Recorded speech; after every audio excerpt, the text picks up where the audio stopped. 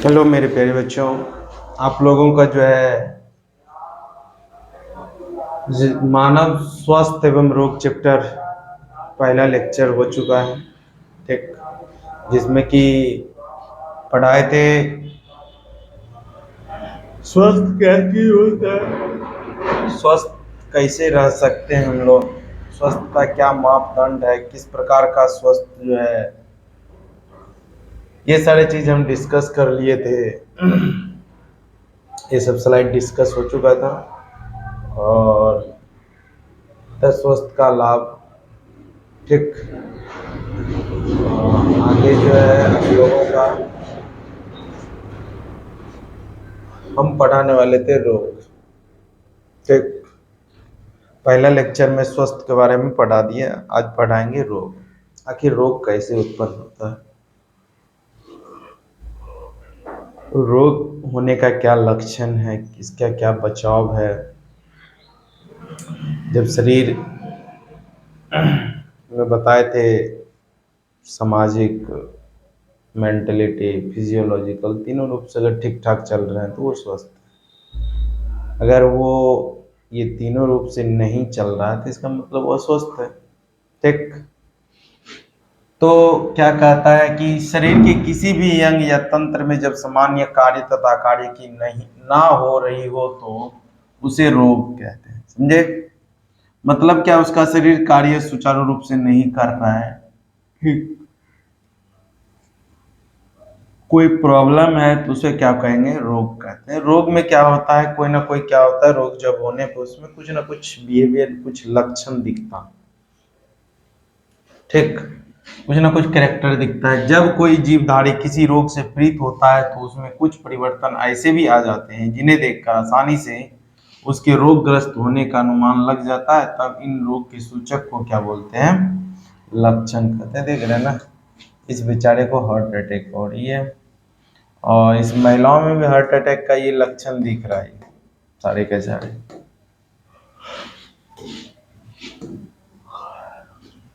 जिसको स्क्रीनशॉट लेना है स्क्रीनशॉट ले लीजिए, जिसको लिखना है लिख लीजिए वीडियो रोक के। अब बात करें कि रोग उत्पन्न करने वाले कोई ना कोई कारक होगा। ठीक, रोग उत्पन्न करने वाले कौन होते हैं, कोई ना कोई कारक होते हैं जो क्या करते हैं, रोग उत्पन्न करते हैं। तो रोग उत्पन्न करने वाले क्या होते हैं, एक जीवाणु होते हैं। ठीक, एक क्या होते हैं, जीवाणु, जिसको क्या बोलते हैं, जैविक कारक या रोग। यहाँ रोगाणु होगा या रोग कारक होगा, ये गलत लिखा गया है। ठीक, सुधार लीजिएगा। तथा विषाणु, बैक्टीरिया, माइकोप्लाज्म, फफूंदी, प्रोटोजोन, हेलमिंथ या अन्य जीवों के द्वारा अगर बीमारी उत्पन्न हो रहा है तो समझ जाना वो जैविक कारक। ये फंजाई के द्वारा इसमें रोग उत्पन्न हो रहा है। देखिए, इसमें पैथोजन बैक्टीरिया वगैरह जो है ना, देख रहे हैं, viral bacteria, parasitic, prion disease, fungus, ये सब के कारण जो उत्पन्न अगर होगा तो वो जैविक होगा। ठीक, अब देखिए कुछ क्या होता है, कुछ खान पान पे भी बच्चे का जो है रोगजनक रोग उत्पन्न होते हैं। जैसे मान ले किसी में कार्बोहाइड्रेट का कमी है, प्रोटीन का कमी है, खनिज का कमी है, तो इस तरह से विटामिन की कमी, तो इस तरह से रोग उत्पन्न हो जाते हैं। जानते हैं, आयोडीन की कमी से घेगा रोग होता है। ये सब के कमी से अगर रोग उत्पन्न हो रहे हैं तो इसका मतलब क्या है कि जो है वो, अब देखिए रासायनिक कारक में क्या, जैसे यूरिया, यूरिक अम्ल के अतिरिक्त रासायनिक प्रदूषक जैसे पारा हो गया, ozone, lead, cadmium, cobalt, chromium इत्यादि के भाई, ये सब के भी कमी से रोग उत्पन्न हो सकता है। ठीक, अब देखिए भौतिक कारक जैसे ताप, आर्द्रता, दबाव, विकिरण, विद्युत, ध्वनि इत्यादि के कारण भी रोग उत्पन्न होते हैं। अब देखिए यांत्रिक कारक क्या होता है, जैसे निरंतर अधिक समय तक घर्षण, चोट लगना, हड्डी टूटना, मोच आना इत्यादि एक प्रकार का क्या है, रोग ही होता। हड्डी गुड्डी टूट गया, बाइक से और चला रहे थे और चलाने के दौरान क्या हुआ, एक्सीडेंट। अब देखो, कुछ रोग आनुवंशिक अनियमितताओं के कारण उत्पन्न होते हैं। अनेक रोगों के कारक एवं कारकों का अभी तक विज्ञान नहीं होगा। बहुत सारा ऐसा भी रोग है जिसका अभी तक ज्ञान हम लोग को पता नहीं लग पाया है। ठीक, ये सारे के सारे इसके कारक थे कि रोग उत्पन्न करने वाला कारक था। इसको लिख लीजिए। ठीक, और सब सब बच्चों को बोले हैं कि नोट्स बनाते जाइएगा। जो भी वीडियो अपलोड हो रहे हैं उसमें जो पर डे जो ज़्यादा हम देर का वीडियो भी उन्हें बनाते हैं ताकि आप लोगों को प्रॉब्लम हो जाए, इसलिए हम कम ही देर का वीडियो बना रहे हैं ताकि आप लोगों को एक अच्छे वक्त मिल के आप इसको लिख सको, समझ सको। ज़्यादा देर का वीडियो बनने के बाद भी वो माथा का भारी हो जाता है, इसलिए छोटा छोटा वीडियो बना के आप लोगों को प्रोवाइड कर रहे हैं ताकि आप लोग को भी कोई दिक्कत ना आए। रोग कारक पढ़ लिया। अब देखिए,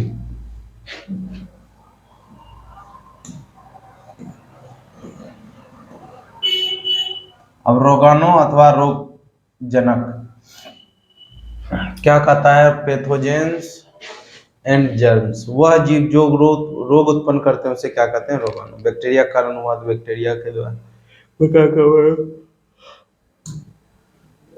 रोगों के प्रकार। अब रोग क्या होता है? दो प्रकार के होते हैं। ठीक, एक क्या होता है कि जो जन्मजात रोग होता है, मतलब क्या, जो जन्म से भी रहता है तो उसको क्या बोलते हैं? जन्मजात रोग। एक होता है उपार्जित रोग, जो कि जन्म के बाद उत्पन्न होता है, उसको बोलते हैं उपार्जित रोग।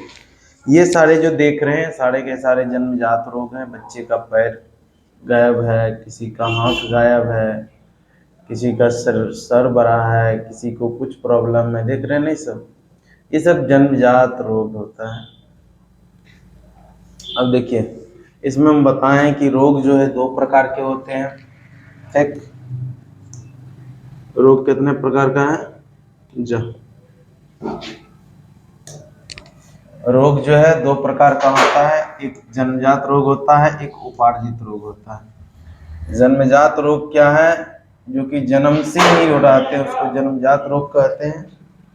एक क्या होता है? जन्म के बाद उत्पन्न होते हैं, उसे वो क्या बोलते हैं? उपार्जित रोग कहते हैं।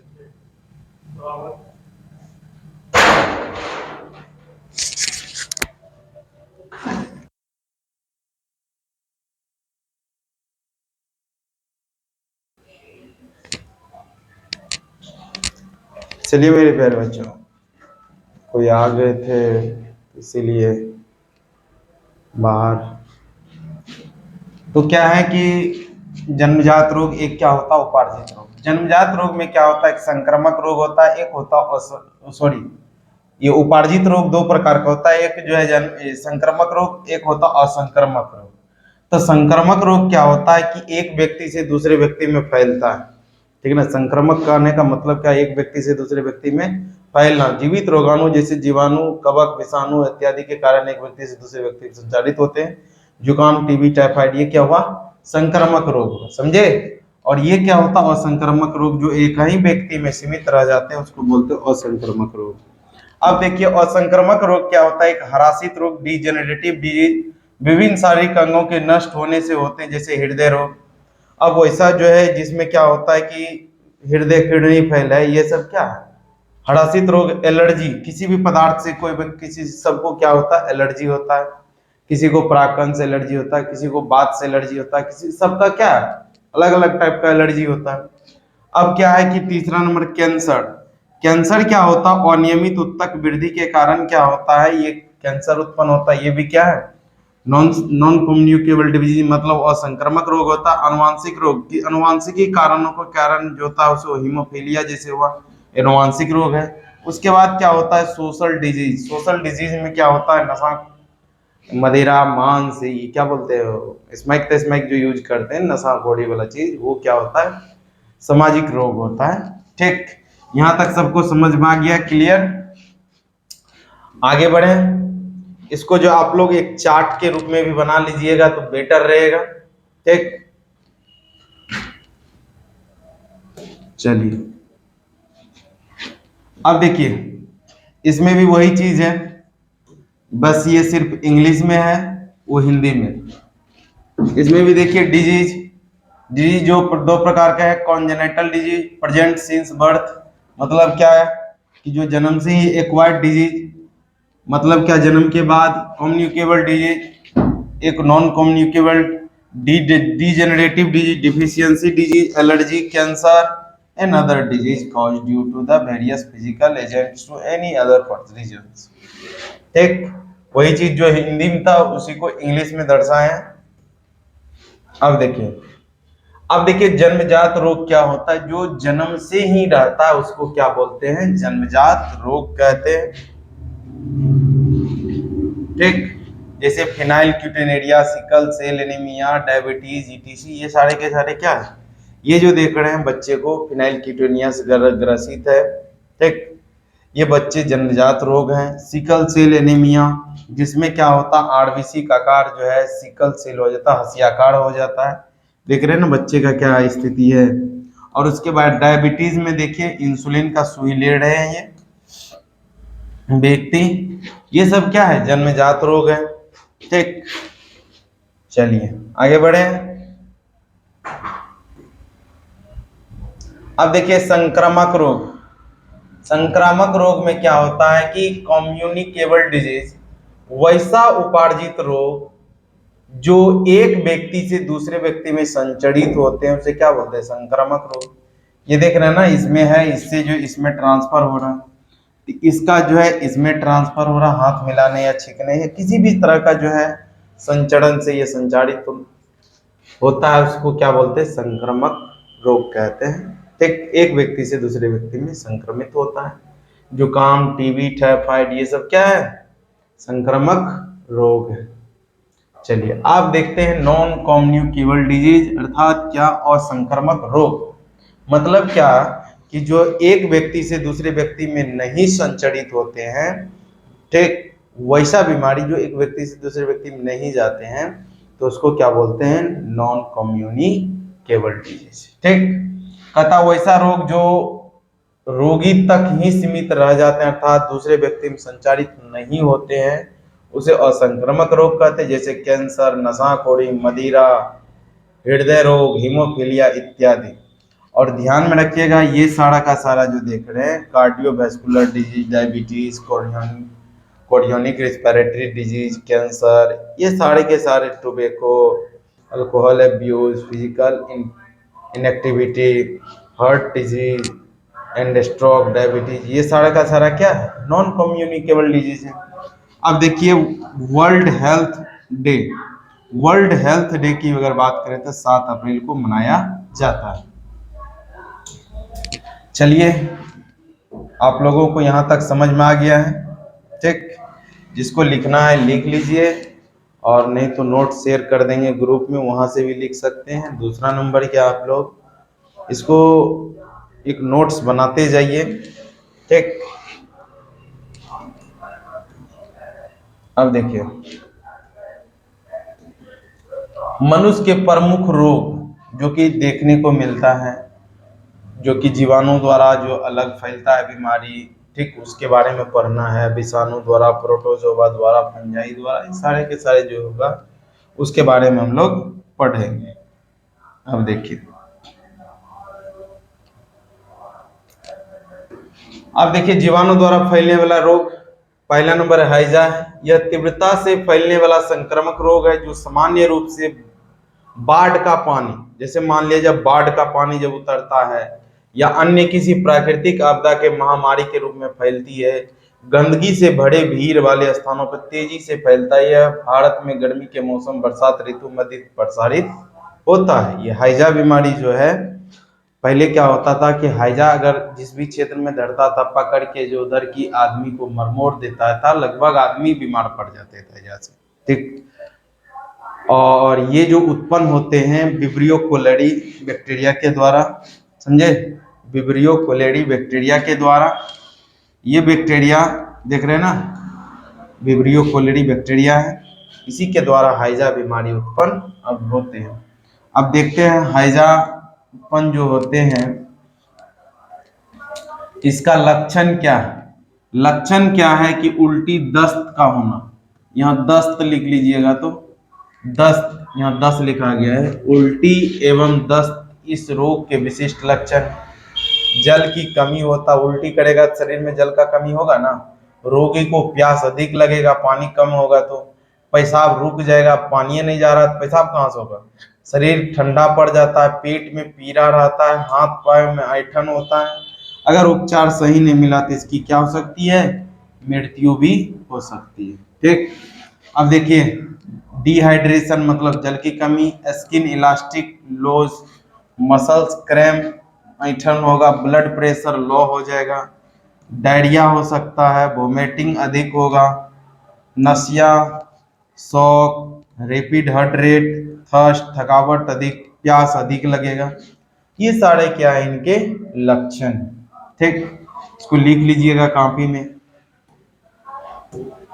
अब देखिए संचारण की अगर बात करेंगे कि आखिर रोगी को एक व्यक्ति से दूसरे व्यक्ति में कैसे संचरित होते हैं, तो कहता है संचारण यह जीवाणु घरेलू मक्खी के द्वारा संचारित होता है। ठीक ना, मक्खी जब गंदी वस्तु पर बैठती है तो इसके पैरों एवं पंखों पर जीवाणु चिपक जाते हैं। जब मक्खी खाने की वस्तु पर बैठती है तो उसके पैरों पे लगे हुए रोगाणु खाद्य पदार्थों पर फैल जाते हैं और जलाशयों का पानी पीने से अथवा खुली सब्जियों फलों के खाने से भी हैजा फैलने की संभावना ज्यादा रहता है। देख रहे हैं ये व्यक्ति हैजा से ग्रसित है, ये भी व्यक्ति, इसका देख रहे हैं ना पेट सुटक के कहाँ चला गया। तो ये सारे के सारे व्यक्ति हैजा से ग्रसित है। मतलब एक व्यक्ति से दूसरे व्यक्ति में कैसे संचरित होते हैं वो चीज जान लिए। अब देखो इसका प्रिवेंशन क्या है कि रोकथाम क्या है। रोकथाम में क्या करना है, पानी को उबालकर या शुद्ध पीना चाहिए। दूसरा नंबर, खाने पीने की वस्तु को ढक कर रखना चाहिए। रोगी के कपड़ों का उपयोग नहीं करना चाहिए। रोगी के उल्टी एवं मल पर तुरंत चूना या गर्म राख डालकर फेंकना चाहिए। हैजा का सबको टीका लगवाना चाहिए। ये सब चीज क्या है, रोकथाम। आखिर रोग कैसे किया जा सकता है। अब देखिए स्टॉप कोलेरिया, 30 मिनट तक जो है पानी को क्या करेंगे, उबालना है। Drink and safe water, wash your hand often, soap and safe water.